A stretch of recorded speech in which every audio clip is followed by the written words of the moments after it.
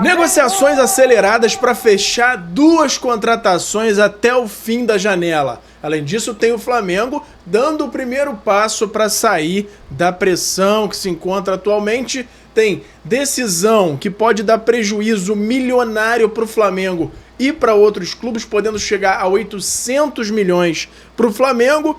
Tem uma mudança na Copa do Mundo de Clubes, na quantidade de times, e também tem uma possibilidade até de ser no Brasil. A gente vai trazer todos os detalhes no vídeo de hoje. E, é claro, tem a preparação para a decisão de quinta-feira pela Recopa. Tudo isso no vídeo de hoje. Mas antes, eu quero saber se você já deu like no vídeo, já se inscreveu no canal e já ativou o sininho para não perder nenhum novo vídeo. Já fez isso tudo? Então pega a visão, segue o Lucão e bora para as notícias do Mengão. Irmão, pega a visão para saber tudo que tá rolando no nosso Mengão. É só se ligar no canal do Lucão. E antes de começar o vídeo, já vou lembrando a vocês para dar o like, se inscrever no canal e ativar o sininho. E também, você que tá no celular, tem ali, na opção dos comentários, se você arrastar pro lado, tem uma opção de hypar. Ali você faz com que o meu vídeo chegue para cada vez mais gente. Isso me ajuda muito.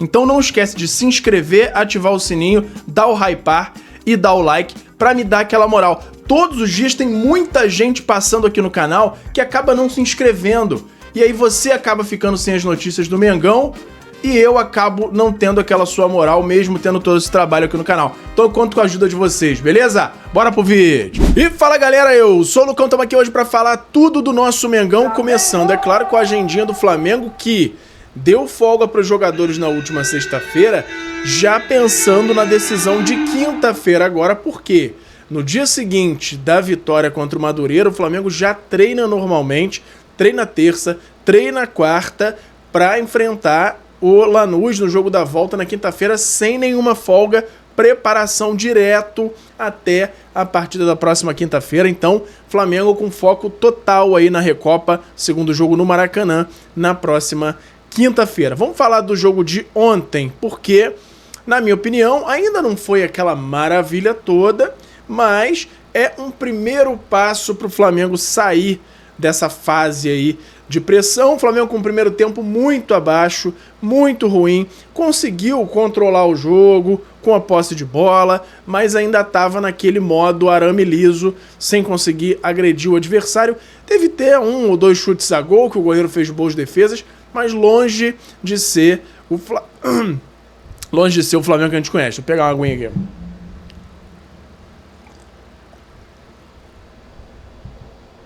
Então, esse foi o panorama aí do primeiro tempo do Flamengo. Agora, segundo tempo já mudou um pouquinho de cara, né? Com algumas entradas de jogadores deram uma mudada na forma do Flamengo jogar, e eu atribuo a um jogador especificamente, o Arrascaeta, mas a gente vai falar jogador por jogador. O placar foi inteiro construído no segundo tempo, com uma mudança drástica aí na forma de jogar do Flamengo. Então vamos começar aqui as análises individuais. Andrew no gol, achei ele mais seguro, fez algumas boas defesas, e teve um momento no primeiro tempo ali que ele recebeu um recuo meio na fogueira ali, ele conseguiu se sair bem. Então o Andrew aí conseguindo ficar mais seguro e dar um pouco mais de segurança ao Flamengo. Achei positiva a atuação dele. Vitão e Danilo. Assim, a dupla de zaga, na minha opinião, está muito mais segura do que quando jogam os dois Léos. O Léo Pereira, na minha opinião, ele tá bem. Mas o Léo Ortiz jogando ao lado dele tem prejudicado demais, tem deixado a defesa muito insegura. Agora, tem também a questão desse jogo contra o Lanús. O gol de cabeça que o Flamengo tomou, na minha opinião, foi mais erro até do Léo Pereira do que a do Léo Ortiz. Fato é que nos jogos em que estão jogando Danilo e Vitão, a zaga está mais segura. Isso aí tá claro. Pode ser que eles joguem em jogos relativamente mais tranquilos, pode ser, mas o fato é esse. Flamengo, você vê o jogo com mais segurança quando a zaga hoje em dia é Danilo e Vitão. Vamos ver. De repente pode ser uma sinalização aí de mudança se o Felipe Luiz estiver enxergando dessa forma também. Laterais, Ayrton Lucas e Emerson Royal correndo muito, como de costume. Na minha opinião, eles acertaram um pouco mais as decisões do que o normal, porém errando muitos, se não todos, os cruzamentos. Então, eles ainda têm um caminho longo de evolução, mas eu já vejo alguma coisa, um passinho aí em direção a uma melhora do desempenho. Então, achei também positiva a atuação dos dois. Everton Araújo muito bem e mostrando até, além do bom desempenho físico que ele vem mostrando desde o início dessa temporada, uma nova faceta, né, que é a dos lançamentos. Ele acertou bons lançamentos para os laterais, algumas viradas de jogo interessantes. Então, o Everton Araújo vem evoluindo numa velocidade muito boa e cada vez mais é importante que o Flamengo renove com ele e suba essa multa, porque ele é um jogador cada vez mais visado, tá jogando muita bola. Vamos lá. De La Cruz, muito bem também, dentro ali das possibilidades, das funções dele de meio campo, principalmente ali o tempo que ele ficou em campo, né? O primeiro tempo, o iniciozinho do segundo, ele conseguiu dar uma mobilidade boa, ele conseguiu fisicamente entregar, foi coroado ali com o gol. Claro que ainda falta muito ritmo de jogo para ele, e a gente espera que ele tenha capacidade física de jogar jogos seguidos, pelo menos um jogo por semana, mas em semanas seguidas, para adquirir cada vez mais ritmo de jogo. E ele, que tecnicamente é, sem dúvida, um dos jogadores mais habilidosos ali no controle de bola, na distribuição de jogo ali no meio campo. Então, a gente espera que o De La Cruz possa melhorar nesse sentido físico, principalmente, e consiga fazer jogos seguidos, porque a gente viu no jogo de ontem que numa bola ele pode resolver e fazer um golaço daquele, uma pancada de fora da área, um golaço do De La Cruz. Paquetá ainda está se esforçando bastante, continua com uma entrega muito grande, fica claro que ele se entrega ao time, ao jogo, mas ele ainda me parece um pouco perdido. Ele ainda parece que não entendeu, não sabe muito bem, e isso aí pode ter a ver com o Felipe Luiz, qual é a função dele ali no Flamengo.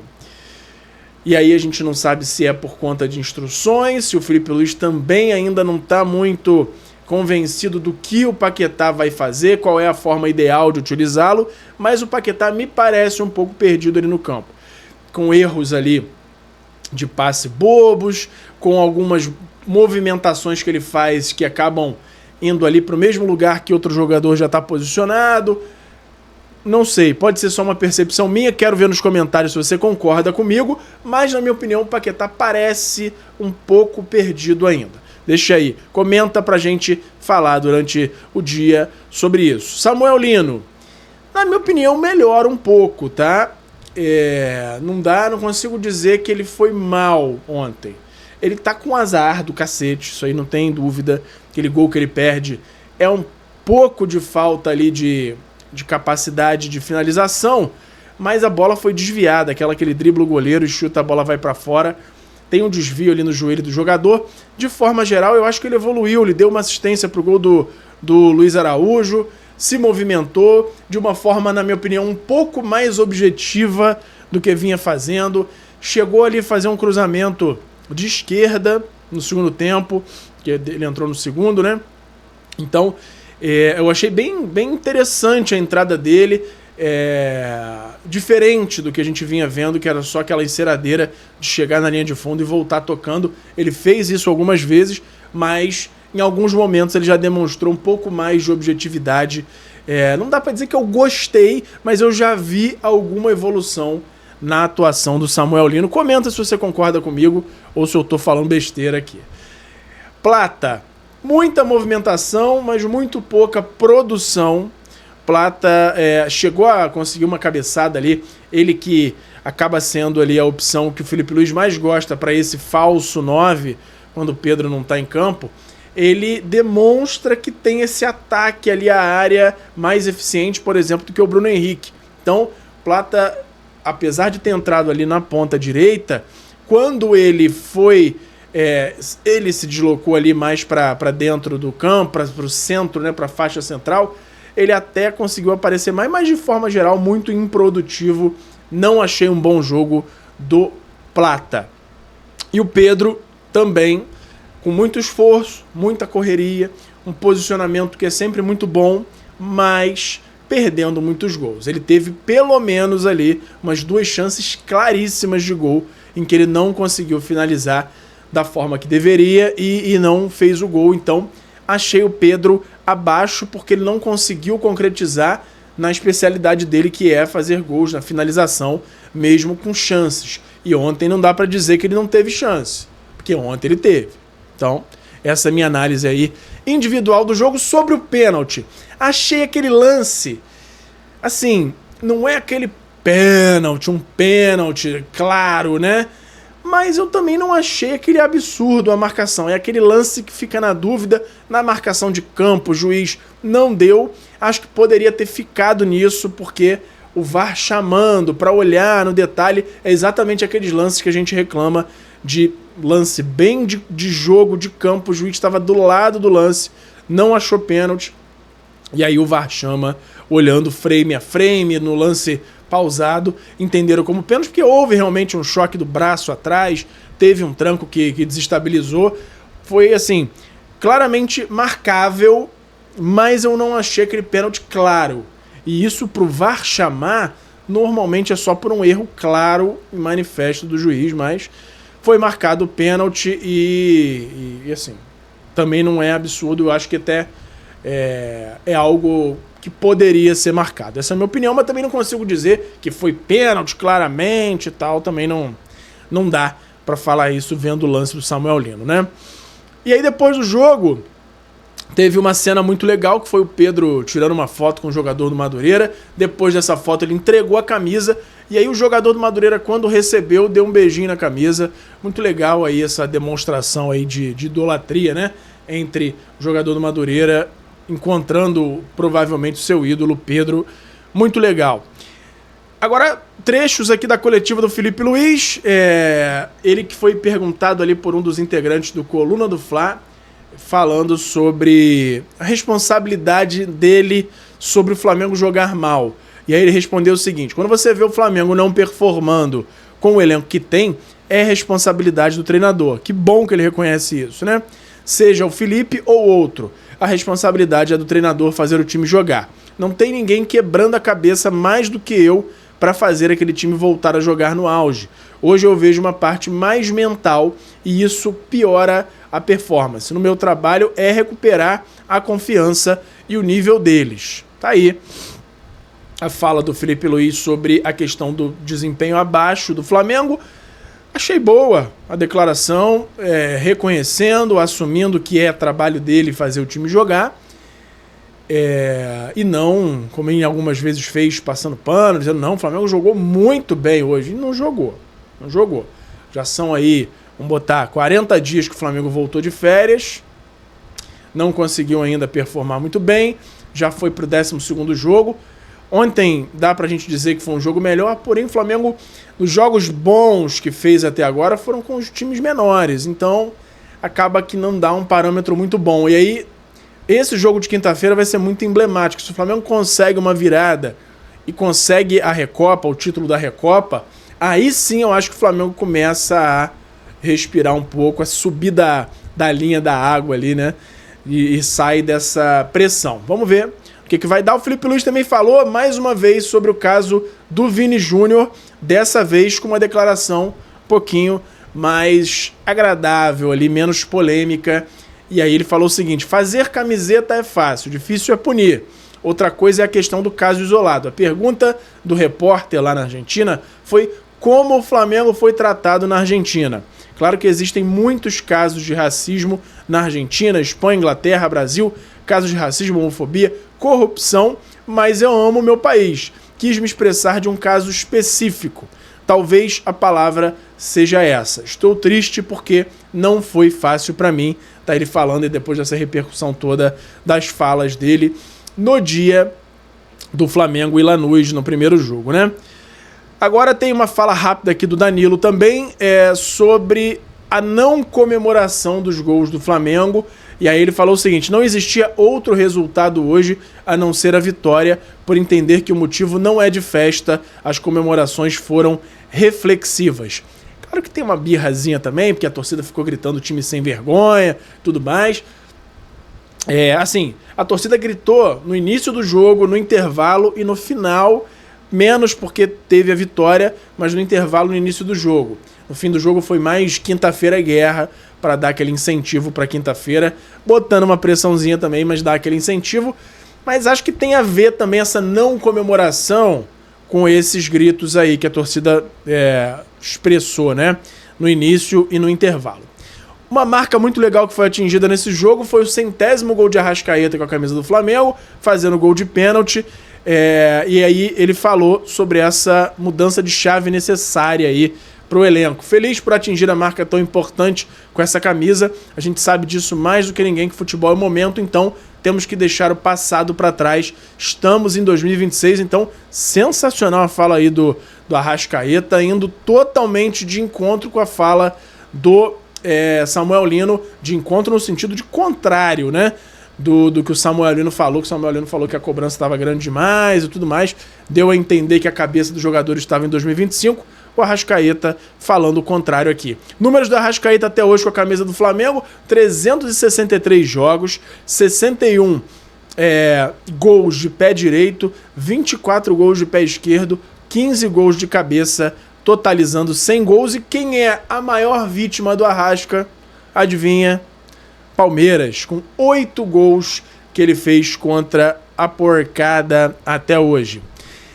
Vamos agora pro Copa do Mundo de Clubes. Avança para aumentar de 32 para 48 clubes na próxima edição, em 2029. A UEFA, que organiza o futebol europeu, aceitou a proposta da FIFA, que depois de ter a garantia de que a competição não vai ser realizada de 2 em 2 anos, a ideia da UEFA, ao aceitar a proposta, é dar mais vagas aos clubes do seu continente e evitar que grandes como Barcelona, United e Liverpool fiquem de fora, como aconteceu no ano passado. E aí tem uma notícia que pode ser muito importante para os brasileiros, é que o Brasil está entre os candidatos a país sede da Copa do Mundo de 2029. O Brasil, Espanha, Marrocos e Catar são os concorrentes para sediar o próximo Mundial. Vamos ver, já pensou? 2029 em um Mundial aqui no Brasil? Seria sensacional. E agora vamos entrar num assunto aqui que está preocupando muito a diretoria do Flamengo, e não só do Flamengo, a diretoria de muitos clubes por aí.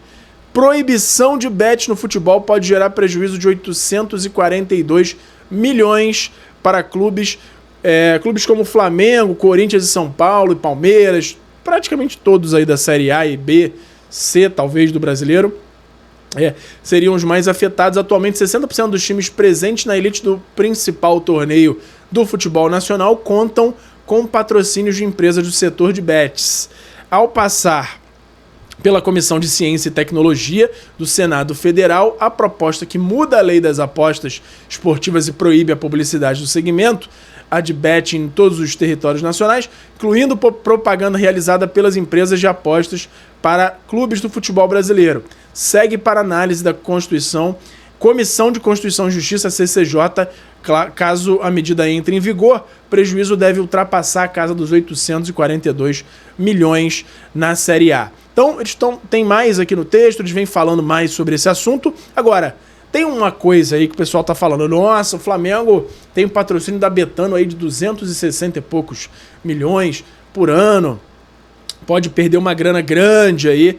Agora, o pessoal não leva em conta que o Flamengo faturou mais de 2 bilhões em 2025.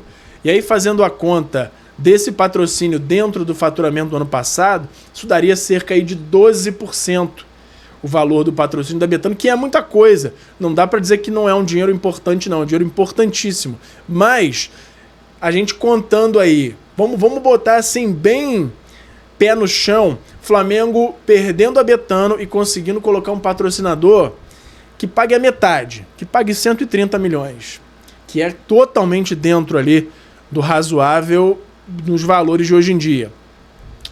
O Flamengo teria uma perda de 6% se a gente considerar a receita total do ano do Flamengo, que é algo assim que é totalmente contornável pro Flamengo. Algo que para outros clubes, por outro lado, pode ser muito mais vital, né? Muito mais crucial para a montagem de elenco, para a sobrevivência dos times. Para o Flamengo isso não é tão primordial assim, apesar de ainda ser uma receita muito importante. Mas o negócio não está ainda batido o martelo, ainda está em votação, vai para a CCJ agora, ainda vai para apreciação aí de outras esferas, né? Outros órgãos públicos para definição se vai ser posto em prática ou não. Então, vamos ver o que vai dar essa situação toda aí, e qualquer novidade que a gente tenha sobre esse assunto eu trago aqui para vocês, beleza?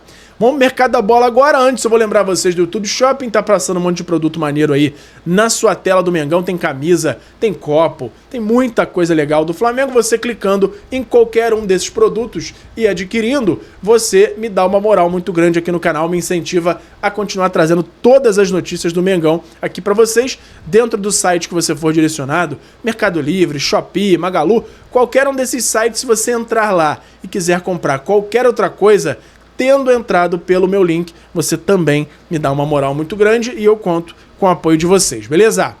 Vamos seguindo aqui para falar de um detalhe ali que o Felipe Luiz soltou na entrevista, na hora que ele estava falando ali sobre montagem de elenco, sobre os jogadores, ele soltou ali que falta um ponta-direita. Foi um trechinho ali que deu para pescar, deixando claro que ele ainda pretende que o Flamengo traga, além de um atacante, um ponta-direita também, e isso vai de encontro, corrobora com a situação do Luiz Henrique que a gente vem trazendo. O Flamengo continua a negociação com o Zenit, ofereceu 30 milhões de euros, que a princípio não foram aceitos. O Flamengo segue ali buscando um caminho para fazer uma segunda proposta e precisa acelerar, vem tentando acelerar para finalizar, além dessa contratação, também a contratação de um atacante até o fim da janela no dia 3 de março. O atacante, por sua vez, tá um pouco mais difícil, o Flamengo não consegue entrar mais, não consegue avançar em nenhum dos alvos pro ataque, tá colocando o sarrafo muito lá em cima e tá difícil trazer o atacante. Além disso, o Flamengo não consegue flexibilizar, não abre mão de atacantes de muito nome, muito caros, e aí vai acabar ficando só com o Pedro, pelo menos nessa janela até o dia 3. A gente já falou aqui que no dia 4 até o dia 27 abre uma janela interna do Brasil, e aí o Flamengo poderia contratar um atacante de dentro do mercado brasileiro, desde que ele tenha jogado pelo menos uma partida dos estaduais. E aí eu pedi ontem para vocês comentarem, vocês falaram o nome de alguns jogadores muito interessantes sobre quem o Flamengo pode trazer para o ataque. Continuem comentando que a gente vai trazer aqui uma análise assim que abrir essa janela de quem são os possíveis alvos do Flamengo para essa janela interna só para jogadores do Brasil, porque cada vez mais tem dado indício aí de que o Flamengo não deve conseguir fechar com esse 9 até o dia 3, pelo menos esses nomes que vêm sendo falados. Hoje, a negociação que tem envolvido mais conversas, mais tempo ali do José Botto é a negociação do Luiz Henrique, né? Vamos ver o que vai dar. Qualquer atualização eu trago aqui para vocês. Para fechar, o Flamengo continua tentando, falando sobre o ataque, esses jogadores que a gente já trouxe, os jogadores de mais nome. Tem o Darwin Núñez, que eu já disse que esfriou bastante a situação. Tem outros nomes ali sendo falados, inclusive voltaram a falar sobre o Beltrán, mas que nesse caso do Beltrán a gente já trouxe aqui que o Flamengo agora é que não está querendo abrir tantas conversas, entende que é um jogador que não agregaria mais tanto, porque ele não está conseguindo performar lá no Valência, tá voltando para a Fiorentina da Itália, então é um jogador que também já está quase que descartado, o Beltrán, além do Darwin Núñez. O Flamengo continua conversando com o Marcos Leonardo, continua tendo conversas paralelas aí com outros jogadores, mas ainda sem estar nem perto de contratar esse 9. Infelizmente, tem o mexicano chegando hoje, o garoto aí vindo do América do México, mas é um jogador que não é tratado ainda como reserva do Pedro. Tem o Josmar no Sub-20 também, performando muito bem, mas o Flamengo ainda não consegue e segue a crítica para o departamento de futebol em relação à capacidade de contratação de jogadores menos óbvios que ainda não chegaram ao Mengão. Deixa aí nos comentários sua opinião sobre todos esses assuntos pra gente discutir durante o dia, beleza? Por hoje era isso. Flamengo!